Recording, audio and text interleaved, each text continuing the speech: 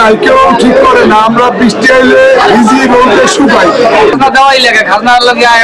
আপনার মাথার উপরে তো চালই নাই, খাজনা ইজারা দেন না, ইজারা দেওয়ার পর টোলঘর ভাঙা থাকবে কা? এখন আগের নেতা অনেক প্রতিশ্রুতি দিয়েছে, কাজ করে নাই। এখন মাসুদ ভাই হয়েছে, মাসুদ ভাই করে দেবে। এই যে দেখেন টোলঘর প্রতিদিন ইজারা হয় এই টোলঘরে। আপনি এখানে কত বছর ধরে মাছ বিক্রি করেন? অনেক বছর আনুমানিক 35। এই যে আপনাদের টোলঘরটা যে ভাঙা কত বছর যাবত?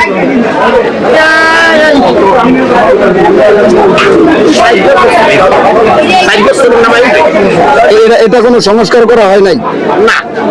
মরহুম ইউনুস বিশ্বাস আপনাদেরকে একটা আশ্বস্ত করছিল সে টোলঘরের বিষয়ে 5ই আগস্টের পরে সে করবে, তারপরেই তো তার ইন্তেকাল হয়ে গেছে। তারপরে কেউ আসেনি এটা করতে?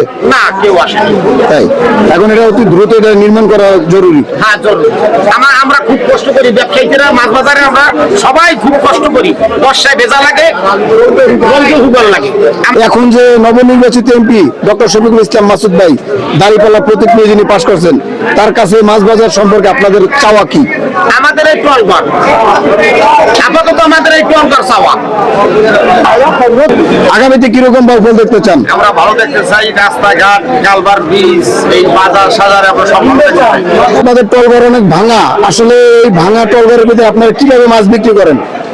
বড় তো কেউ কিছু করার নাই, কেউ ঠিক করে না। আমরা বৃষ্টি এলে ভিজি রোদে শুকাই এবং ঝড় বৃষ্টি নামলে যাই আরেকখানে যে আছে মাছ এনে পড়িয়ে থাকে। আর কিছু নাই। এর মধ্যে আবুল বাগান আছে, এখানে তোমাদের মামা সম্পর্কে আপনারা চেয়ারম্যান, সে বলছে যে ইলেকশনের পরে এটা তোমাদের দেখবো। এই দাবাইতে নিঃশ্বাসের আসি। আপনাদের টোলঘরে ইজারা হয় নাই? মাছ বাজারে ইজারা আছে না? ইজারা দেন না প্রতিদিন? প্রতিদিন। তাহলে ইজারা দিলে আপনারা ভাঙা টোলঘরে কেন মাছ বিক্রি করেন? এই জেলায় প্রতিদিন খাজনা পাই আমার একার কাছে 800 টাকা। তাহলে যেহেতু খাজনা দেন, তাহলে ভাঙা টোলঘর কিভাবে থাকবে? কি করার আছে তারা তো ঠিক করে না। করে না? জি না। ইজারা দেন না, ইজারা দেওয়ার পর টোলঘর ভাঙা থাকবে কা? কোন কাজ এখন না? এই ইজারা না, তাহলে এরা ঠিক করবে না?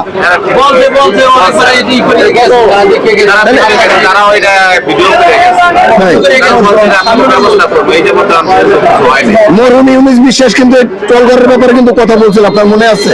5ই আগস্টের পরে ইউনুস বিশ্বাস বাংলাদেশ জামাত ইসলামের যে দায়িত্বশীল নমালা ইউনিয়নের, উনি কিন্তু চেষ্টা করছিল টোলঘরের জন্য, এবং তিনি যদি বাচ্চা থাকতে হইতে। এখন ডক্টর শফিকুল ইসলাম মাসুদ ভাইয়ের কাছে আপনাদের কি চাওয়ার আছে বলেন?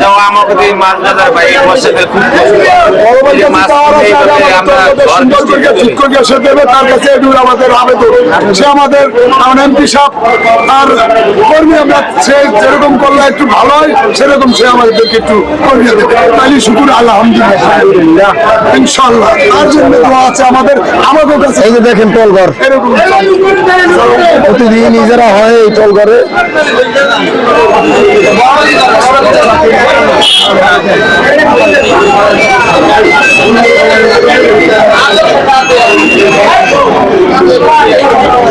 আপনি প্রতিদিন ইজারা দেন না?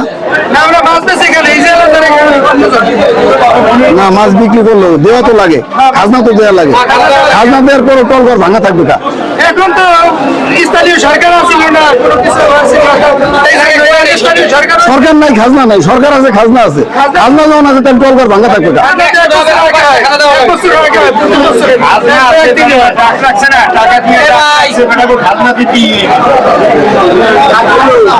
আপনার তো মাছ বেচা শেষ, আপনার খাজনা ছাড়া যাবেন কেন? নাকি খাজনা দেওয়াই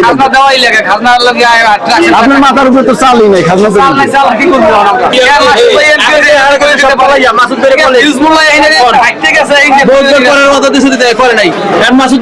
এখন আপনার কাছে জানতে চাই, আসলে এই যে ভাঙা টোলঘরে শুধু বসার জন্য খাজনা দেয়, আসলে কতটুকু যুক্তি, কতটুকু বলে? যুক্তি তো সবকিছু ঠিক আছে। এখন আগের নেতা অনেক প্রতিশ্রুতি দিয়েছে, কাজ করে নাই।